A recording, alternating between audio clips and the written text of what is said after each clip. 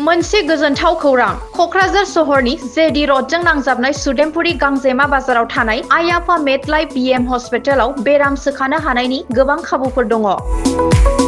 आइ आफा Medlife BM हस्पिटालनि फेसिलिटिफोरानो जाबाय गासै समावनो इमारजेन्सि डक्टर्सफोरखौ एभेलेबल मोननो हागोन।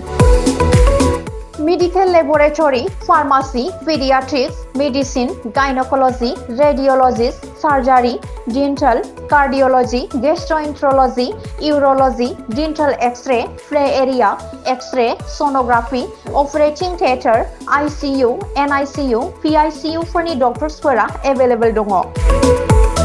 आइ आफा मेडलाइफ बिएम हस्पिटालाव 24/7 फार्मासी प्लास लेबोरेटरी आरो 24/7 इमारजेन्सि सार्भिसजों लोगोसे 24 घन्टा जेब्लाबो खुलायै थागोन। लांलाय लाबोलायनि एम्बुलेन्सआबो मोजाङै सार्भिस थागोन।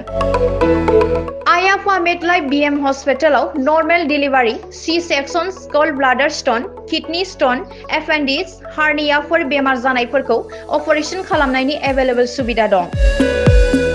ओनसोलनि सुबुंफोरा बेमार आजारफोरजों भुगिनांनानै थाना दंब्ला थाबैनो नोंथांनि देहाखौ फाहामथाय लानो कक्राझार सहरनि सुदेमपुरी गांजेमा बाजाराव थानाय आइ आफा मेडलाइफ बिएम हस्पिटालाव गोख्रैनो फाहामथाय लाफैनो हागोन। आबुङै खौरां लाहरनो थाखाय 9101655430 आरो 8822688026 जानबुं नाम्बाराव खौरां लाहरनो हागोन।